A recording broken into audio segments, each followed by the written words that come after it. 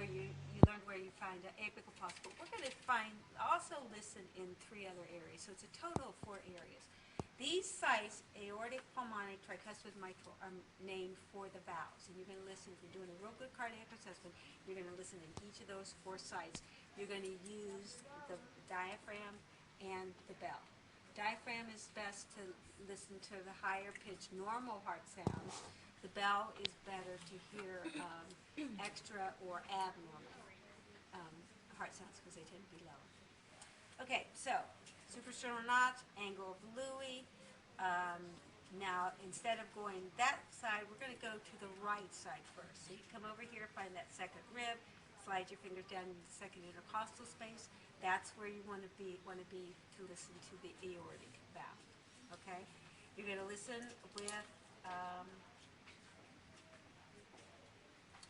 with your diaphragm, and then you listen with your bell. What you're listening, I went over it in the audio, is, you're just listening. Can you hear it? Does it sound normal? Do you hear any extra sounds? Okay? So you go back, angle of Louis. Now we're going to go to the left, second rib, second intercostal space, the same thing. Listen with the diaphragm, turn it, switch it, listen with the bell. Are we just going just to the side of the... Yeah, right along sternum border. Okay. Right along sternum border. Okay. Feel down third rib, third space, fourth rib, fourth space, or fifth rib, fifth space. A lot of the texts will say you can use either the fourth or fifth space still along the sternal border for the tricuspid. Okay. I don't know. This is pulmonic. Did I mention that up here? Aortic, pulmonic, tricuspid, fourth or fifth. It doesn't matter. You can use either one. Again, same thing. Listen with your diaphragm. Listen with the bell. Which one was the third space? Third space is just nothing. I just count. Some folks do talk about an Erb's point. I don't know if you read anything about that. Just forget that. We're going to kind of simplify it a little bit for you. Okay, if you already weren't down in that fifth, then make sure you're down there, but now you're going to use mid-clavicular line. Gee, that sounds familiar, doesn't it? Just from last week. That's where you want to listen to the mitral valve, which is the same as where, the apical pulse, where you check. Okay? Again, listen, bell and diaphragm, and when you get down here, you want to make sure you listen for a full minute so you get an accurate heart rate. Okay? Okay, we're still on the anterior chest. Now we'll move and do the respiratory. We're going to listen for normal and abnormal breath sounds. Correct locations, avoid bony areas. You're going to do that all over the place with respiratory. You want to avoid, actually over the ribs, the sternum here, and right over the clavicle here. So a couple key points to remember is you're going to do this directly on the skin. You're going to listen for a full respiratory cycle. What I mean by that, you're going to listen all the way through inspiration and expiration. And an easy way, if your patient can follow instructions, what you might want to tell them is, okay, every time I move my stethoscope, take a breath in and out.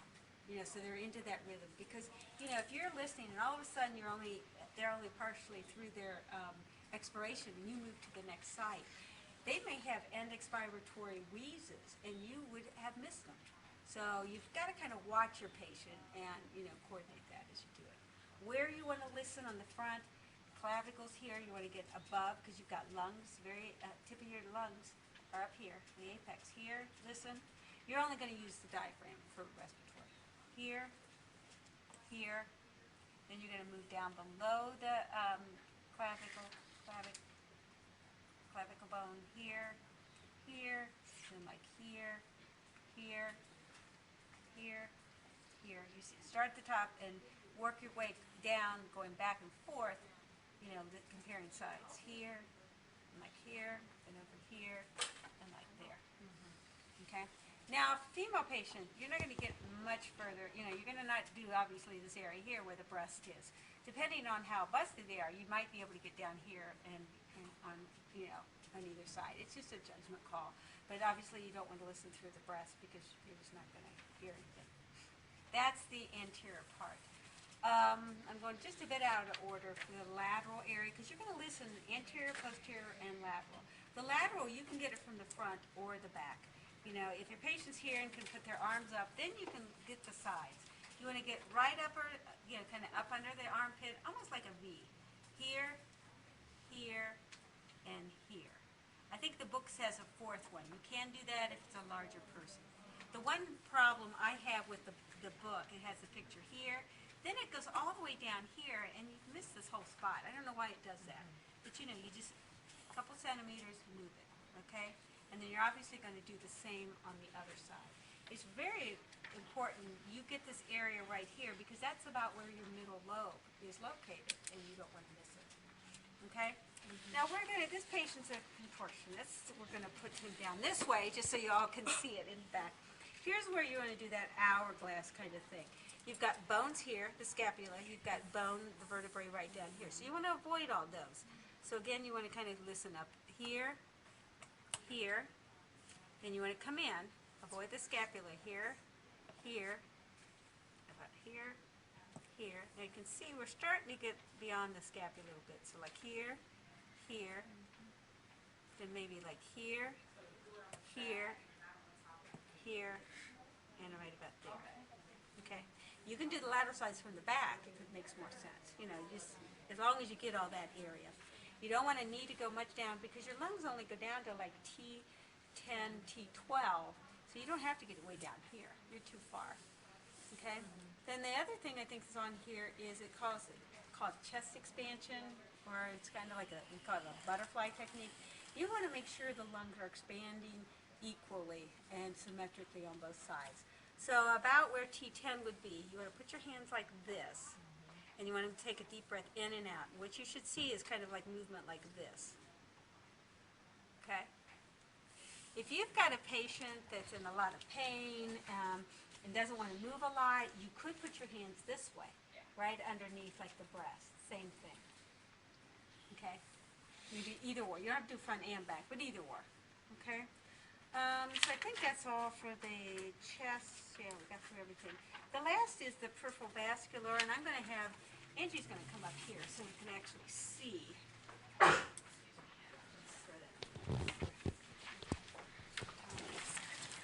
Okay. What we have left is the peripheral vascular assessment of the extremities, the uppers and the lowers. So again, what I'm going to look at is, let's just put my hands up just a little bit here. We already talked about skin color and temperature when we did the general survey, but we want to do it again because if a person has peripheral vascular disease, it could be totally different. You know, their color, general color could look different.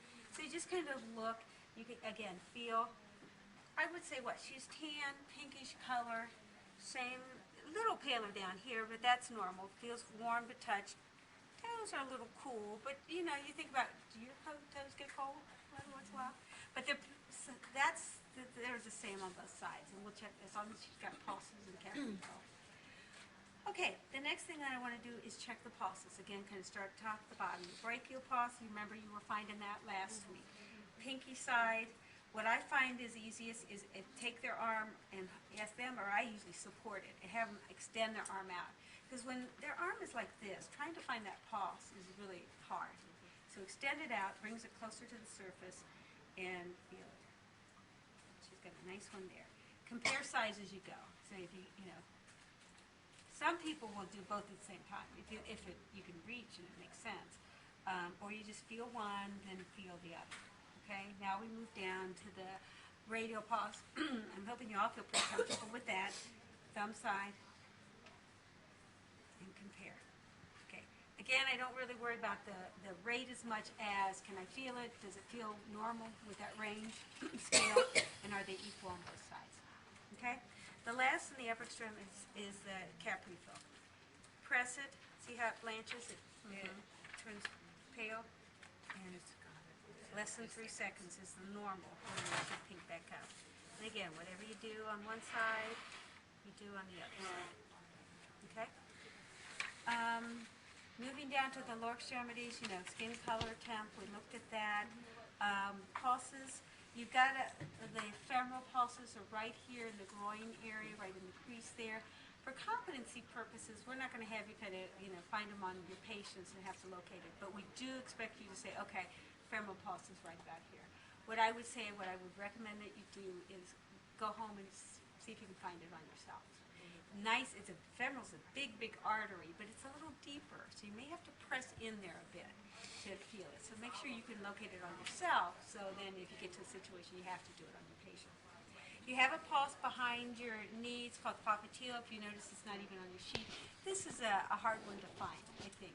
And what we feel is if everything else below it is fine, then you know that one's got to be okay. Okay. Moving down to the lower extremity, then we're going to do the posterior tibia, posterior behind the tibia bone on the inside of the ankle. One of the most common mistakes I think students make when they're learning pulses, they tend to go on the outside, behind on the outside. So it's there. You may want to cup your hands around it that way. Keep your thumb away from it. Don't try to do it this way because you've got a little pulse in your thumb, and that's what you might pick up, okay? And again, you know, whatever you check on one side, you check on the other. Okay, so that's the posterior tibial. The dorsalis pedis, pedal foot, is the one that's on the top of the foot. Kind of a landmark, you might want to use great toe, second toe, kind of, it's up usually right along in here. Now she has a nice one, I found it a little easy here. You may have to be patient a little bit and hunt around a little bit. So I can feel it there. I feel it fine on there. Okay, calf refill the toes. Well, as you can see, she's got nice pink polish on. So how to do that is you take the toe and you just press the tip. You see how it blanches? And how it pinks up? So if they've got polish, either toes or fingers, you can do that. Pinks up. The last thing then is the edema of the lower extremities. Again, that's a sign of fluid overload. You can see it with congestive heart failure. Usually you want to press over a bone. So the tibia bone right along here, you want to press in for 5 seconds. Release, you look for the indentation and you feel. Because sometimes it may be like press 1, it may not be so obvious to see it, because you saw some pretty severe cases if you looked at the audio or watched the audio PowerPoint. And if it's just like a pluck 1, you may not see it as much as you'll feel that little bit of indentation. Okay. Okay. Did I miss anything? I think that's everything on the list. So.